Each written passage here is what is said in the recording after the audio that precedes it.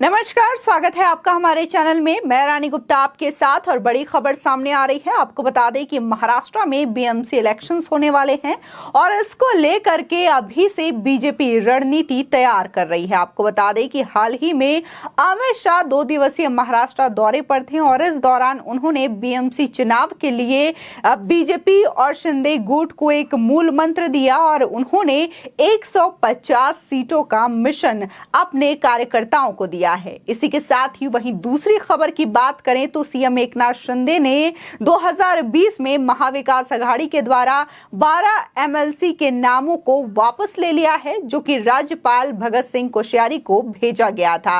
इसी के साथ ही कहा जा रहा है कि अब फिर से एमएलसी के नामों पर डिसीजन लिया जाएगा और ये एमएलसी बीजेपी और शिंदे गुट दोनों ही वर्गों से होंगे, यानी कि बीजेपी और शिंदे गुट दोनों ही पार्टियों से एमएलसी चुने जाएंगे। इसी के साथ ही ये उद्धव ठाकरे के लिए बड़ा झटका है। आपको बता दें कि शुरू से ही महाराष्ट्र दौरे को लेकर के कहा जा रहा था कि केंद्रीय गृह मंत्री अमित शाह का ये दौरा बेहद खास है, क्योंकि नवंबर में माना जा रहा है कि बीएमसी चुनाव होने वाले हैं। ऐसे में सितंबर में उनका ये दौरा बेहद ही खास है और बीएमसी चुनाव को लेकर के बीजेपी रणनीति बना रही है, क्योंकि मानना है कि जब तक मुंबई में वो काबिज नहीं हो जाते तब तक महाराष्ट्र में इलेक्शन जीतना मुमकिन नहीं होगा, जिसकी वजह से उन्होंने बीएमसी चुनाव में जीत हासिल करने की पूरी तरीके से रणनीति बना ली है। और इसको लेकर के कल ही गृह मंत्री अमित शाह ने अपने तमाम कार्यकर्ताओं, सांसदों और एमएलए के साथ बैठक भी की थी और इसी दौरान अमित शाह ने उन्हें 150 सीटों का मंत्र दिया है। दरअसल केंद्रीय गृह मंत्री अमित शाह ने आगामी बीएमसी चुनाव को लेकर सोमवार को मुंबई में बीजेपी शिंदे ग्रुप गठबंधन के साथ मीटिंग की। उन्होंने चुनाव की तैयारियों की समीक्षा की और अधिक से अधिक लोगों तक पहुंच बनाने के निर्देश दिए। कहा कि बीजेपी का शिवसेना के साथ गठबंधन है और मुख्यमंत्री एकनाथ शिंदे की अगुवाई वाला शिंदे ग्रुप ही असली शिवसेना है, न कि उद्धव ठाकरे की अगुवाई वाला। आपको बता दें, उन्होंने सीधे तौर पर जो शिवसेना को लेकर के अभी भी लड़ाई चल रही है, एकनाथ शिंदे और उद्धव ठाकरे के बीच की कौन असली शिवसेना है, तो इसको लेकर के गृह मंत्री अमित शाह ने शिंदे गुट को असली शिवसेना माना है और कहा है कि बीजेपी उनके साथ है। आपको बता दें, उन्होंने गठबंधन के नेताओं के साथ मीटिंग कम से कम 150 सीट का लक्ष्य दिया। कहा कि देश की जनता प्रधानमंत्री नरेंद्र मोदी और उनकी सरकार पर भरोसा करती है। इसका लाभ बीएमसी चुनाव में पार्टी को भी मिलेगा। पार्टी सूत्रों के मुताबिक केंद्रीय गृह मंत्री बीजेपी शिंदे ग्रुप गठबंधन के साथ मीटिंग में काफी उत्साहित दिखे। उन्होंने भरोसा जताया कि 150 सीटें तो उन्हें मिलने ही वाली है। इस मौके पर अमित शाह ने मोदी सरकार की विभिन्न योजनाओं और विकास कार्यों की भी चर्चा की है। खास तौर पर हाल फिलहाल में पूरी हुई योजनाओं का बखान करते हुए केंद्रीय गृह मंत्री ने कहा कि इससे लोगों के जीवन स्तर में सुधार होगा और लोगों का पार्टी से भी जुड़ाव होगा। साथ ही गृह मंत्री ने कहा कि इन योजनाओं के चलते ये चुनाव काफी आसान हो गया है। इस मीटिंग में मौजूद गठबंधन के सभी सांसद, विधायक, एमएलसी, एमएलए और कॉरपोरेट्स को उन्होंने सभी से चुनाव की तैयारियों में पूरी ताकत के साथ जुट जाने का आह्वान भी किया है। आपको बता दें कि केंद्रीय गृह मंत्री अमित शाह ने पूर्व मुख्यमंत्री उद्धव ठाकरे पर भी करारा प्रहार किया है। कहा कि उन्होंने सत्ता पाने के लिए न केवल बीजेपी को धोखा दिया, बल्कि उन्होंने अपनी विचारधाराओं और जनमत का भी अपमान किया है। उन्होंने बताया कि 2019 के विधानसभा चुनाव से पहले उन्हें मुख्यमंत्री बनाने का ऐसा कोई भी वादा बीजेपी की ओर से नहीं किया गया था, लेकिन उन्हें मुख्यमंत्री बनने की जल्दी थी। इसलिए बीजेपी के साथ विश्वासघात कर विरोधी खेमे में वे चले गए। परिणाम स्वरूप शिवसेना को संकट के दौर से गुजरना पड़ा और उनके समर्थक विधायकों की संख्या भी कम हो गई।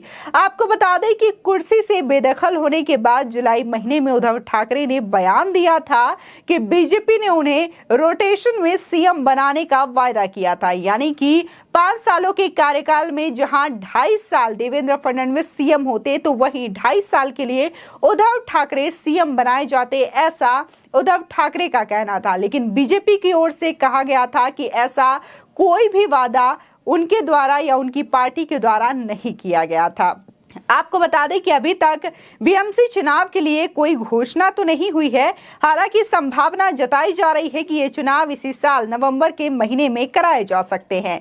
इसके लिए किसी भी समय अधिसूचना जारी हो सकती है। आपको बता दें इसके लिए बीजेपी शिंदे ग्रुप गठबंधन पहले ही तैयारियों में जुट चुका है। वहीं अब दूसरी विपक्षी पार्टियों ने भी मतदाताओं को साधने की कवायद शुरू कर दी है। इसी के साथ ही अगर दूसरी खबर की बात करें तो महाराष्ट्र के सीएम एकनाथ शिंदे ने महाविकास आघाड़ी सरकार के द्वारा 2020 में भेजे गए 12 एमएलसी नामांकनों की सूची को वापस ले लिया है और राज्यपाल ने इसके लिए मंजूरी भी दे दी है। बता दें शिंदे सरकार अब राजभवन को नए नामों की सूची भेजेंगे। इसी के साथ ही पिछले एमवीएस सरकार ने उन 12 नामों की लिस्ट दी थी जिन्हें राज्यपाल कोटे के तहत महाराष्ट्र विधान परिषद में नामित किया जाना था। हालांकि राज्यपाल ने 2 साल से अधिक समय पहले मिली सूची पर अब तक कोई फैसला नहीं लिया।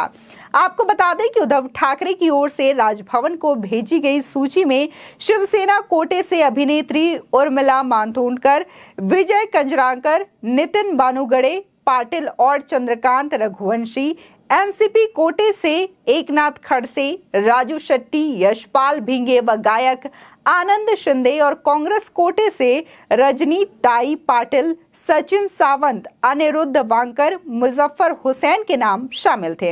इसी के साथ ही सूत्रों के अनुसार अब एमएलसी की सीटों का बंटवारा शिंदे गुट और बीजेपी के बीच होगा। यानी कि जो महाविकास आघाड़ी सरकार में ये एमएलसी तीनों पार्टी से चुने गए थे तो वहीं अब इनका बंटवारा शिंदे गुट और बीजेपी जो पार्टी है उनके बीच होना है। बीजेपी को एमएलसी की 9 सीटें दी जा सकती है ऐसा भी कहा जा रहा है, जबकि शिंदे गुट के खाते में 3 सीटें ही जा सकती है। हालांकि बताया यह भी जा रहा है कि शिंदे गुट की ओर से 4 सीटों का दावा किया जा रहा है।